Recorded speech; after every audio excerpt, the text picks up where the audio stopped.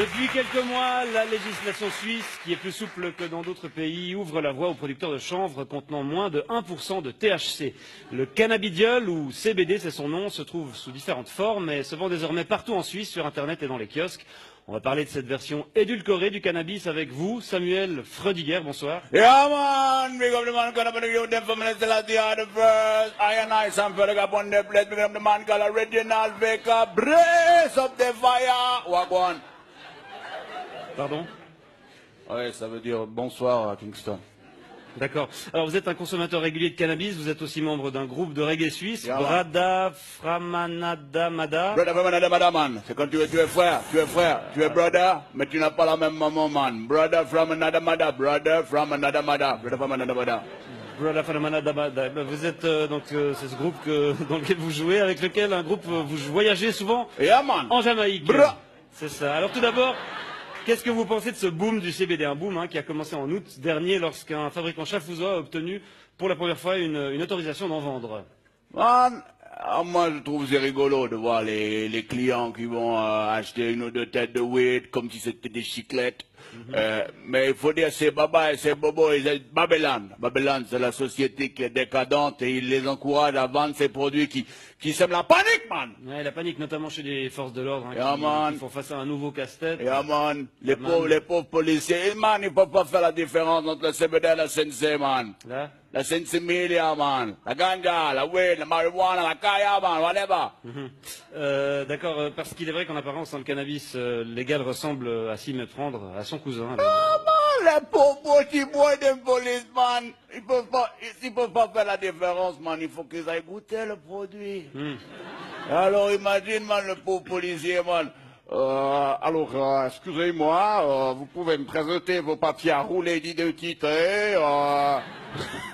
Ce sera pas possible, man. Des bails qu'on n'a pas de l'honneur, Ah oui.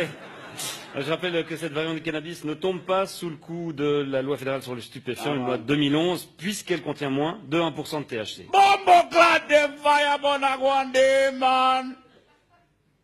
Il faut savoir qu'on obtient ce tabac en manipulant la plante. Man. En la manipulant. En manipulant la plante. Génétiquement.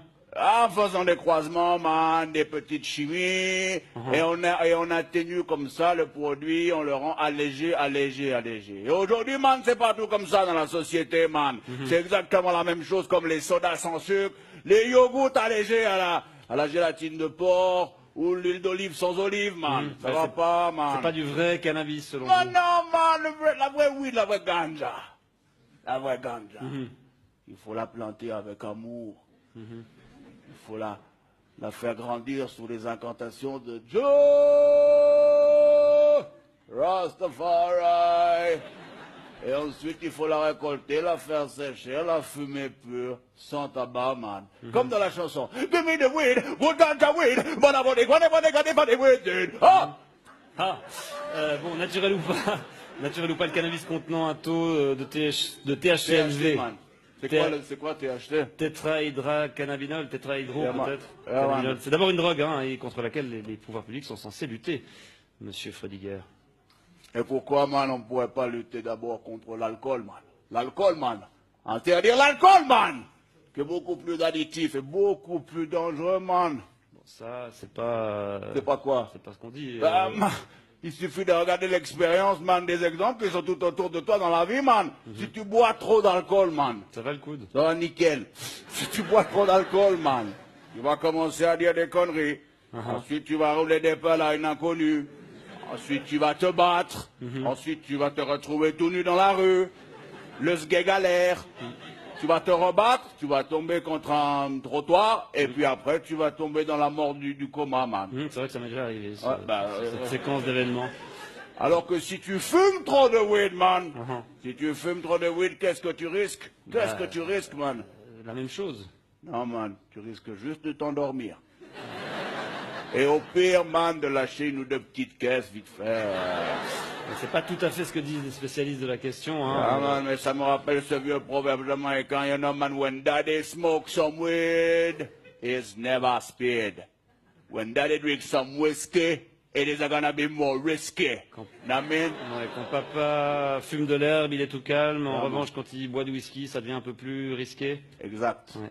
Bon, ben, en tout cas, on se réjouit de voir comment le marché du cannabis light va évoluer ces prochains mois. Je vous remercie d'être venu nous apporter votre point de vue, Samuel Freudiger.